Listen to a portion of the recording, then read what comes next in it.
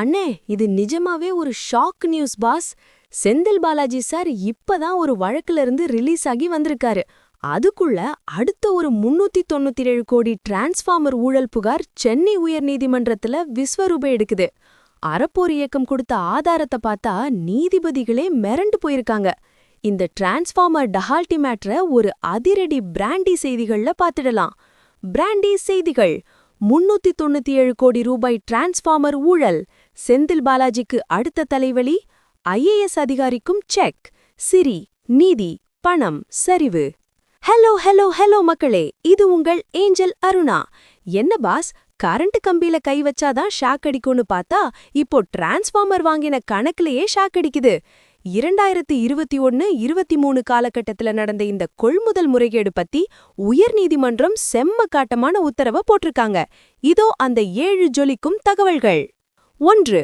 முன்னாள் அமைச்சர் செந்தில் பாலாஜி பதவி காலத்துல 1182 கோடி ரூபாய் மதிப்பிலான டிரான்ஸ்ஃபார்மர் டெண்டர் விட்டதுல 397 கோடி ரூபாய் ஊழல் நடந்ததா அறப்போர் இயக்கம் வழக்கு போட்டிருக்காங்க. 2.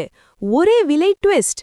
வியக்கத்தக்க விஷயம் என்னன்னா, ஏலத்துல கலந்துகிட்ட 26 பேரும் ஒரே விலைய அந்த புள்ளிக்கப்புறம் வர்ற நம்பர் கூட மாறாம அப்படியே குறிப்பிட்டிருக்காங்க. இது எப்படி பாஸ் சாத்தியம்? 3. கூட்டுச்சதி, கார்ட்டலைசேஷன். இது தற்செயலா நடந்ததில்ல. அதிகாரிகளும் கான்ட்ராக்டர்களும் சேர்ந்து பண்ணின ஒரு திட்டமிட்ட சதின்னு அறப்போர் இயக்கம் ஆதாரங்களை அடுக்கியிருக்காங்க. 4. நீதிபதிகள் கேள்வி. இவ்வளவு பெரிய தொகை டெண்டர்ல இப்படி எல்லாரும் ஒரே விலையை சொன்னத அதிகாரிகள் எப்படி அனுமதிச்சாங்கன்னு நீதிபதிகள் செம்ம டோஸ் விட்டிருக்காங்க. 5. ஐஏஎஸ் அதிகாரிக்கு செக். இந்த முறைகேட்டுல செந்தில் பாலாஜி மட்டுமில்ல, அப்போதைய டான்ஜெட்கோ தலைவர் ராஜேஷ் லக்கானி ஐஏஎஸ் மற்றும் நிதி கட்டுப்பாட்டாளர் காசிக்கும் தொடர்பிருக்குன்னு புகார் வாசிக்கப்பட்டிருக்கு. 6. அரசு விளக்கம்.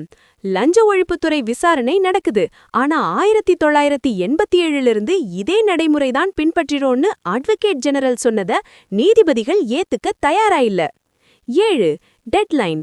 டெண்டர் குழுவோட மீட்டிங் குறிப்புகளையும் லஞ்ச ஒழிப்புத்துறையோட விசாரணை அறிக்கையையும் வர்ற மார்ச் 9ஆம் தேதி கோர்ட்ல ஒப்படைக்கணும்னு ஜட்ஜ் அதிரடி உத்தரவு போட்டிருக்காங்க.